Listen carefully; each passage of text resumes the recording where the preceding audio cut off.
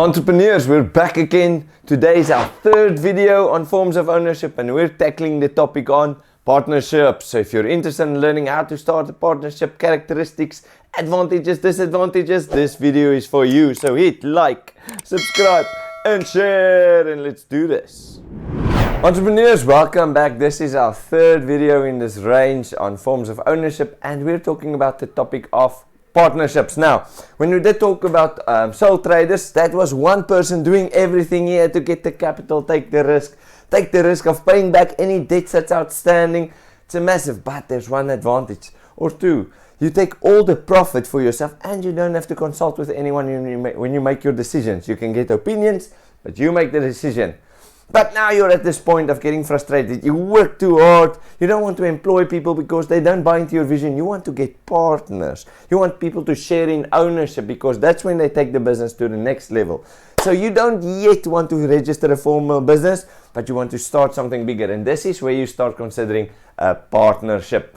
So partnership is the second one that we're doing. It's still not a formally registered company or a fully formed company. So it's on the road, so it's just a business, right? And we're going to again talk about the capital, the liabilities, which is is it limited or unlimited? I think you can guess this one by now. Is it the legal entity or personality, and is there continuity? So a partnership, right, is the specific form of ownership where you actually just want to start sharing, right? So this is the word that I've got in my mind when I see a partnership. It's sharing, which means I share the responsibility of getting capital. That means I can get a lot more capital. I'm sharing the workload. That means there can be experts that's helping me with my workload. I'm sharing the burden of carrying the risk. I'm sharing the burden of liabilities. I'm sharing everything, profit or loss. So this is the point of a partnership. So let's look at it. Partnership starts where you have a minimum of 2 and it goes up to a point of 20 people. That's interesting, right? So it's 2 to 20. And this is where 2 or more people combine their capital, their labor, and they divide their profits then. There is a part of a contract that it's highly advisable to have it in writing, which we call a partnership agreement, which says, if I want to go into a partnership with my friend here, with Pedro, if you can remember him, I have to have a form of, or a legal document that can remind us on what's my contribution capital-wise, what do I get out of it profit-wise, who makes the final decision, who signs the dotted line. I need to make or know who's the responsible person, and that's why I need to have a document. And this is not a requirement, but a partnership agreement is an important document to have to make sure that there's no disputes later. Alright, let's look at the characteristics. We call the owners the partners. They're also the managers. They're hands-on. They're the same as a sole trader. They're hands-on. They're with the people. So you're still in close proximity with the customer or the consumers.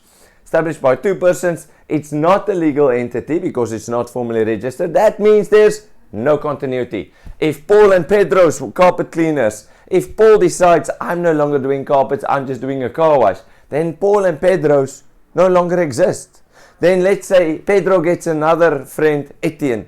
Then it's Etienne and Pedro's car wash. Paul and Pedro's no longer exist. Does it make sense? Alright, you can get a lot more capital from 2 people than from 1. So capital gaining is an important one. And here's the thing about liability. It's a big risk in a partnership because you're both personally liable, but we call it jointly and severely. That means if I am liable for R1,000,000 and I don't have the capital, financial means or anything to cover that debt, my partner will carry that liability with me. So you have to choose your partners carefully.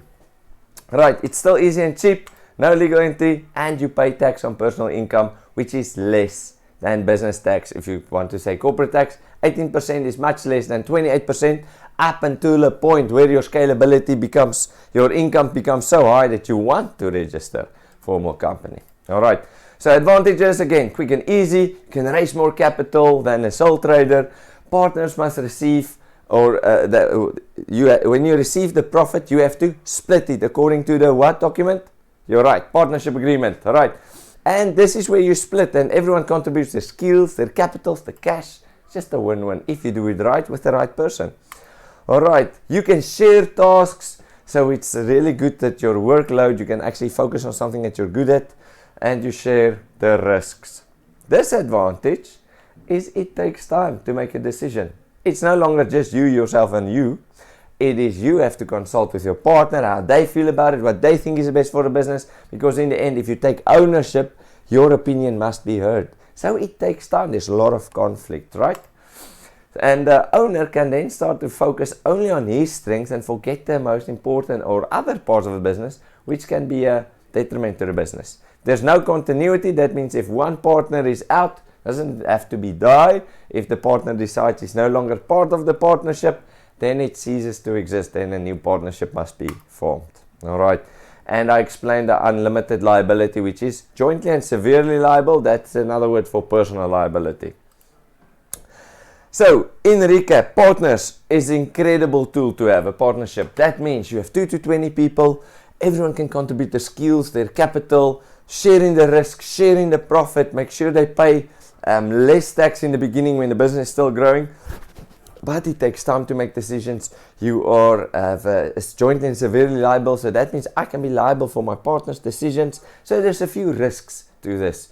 But in this video, I hope you've learned something about partnerships. Next videos, we're going to look at formally registered companies. So till next time, see you then.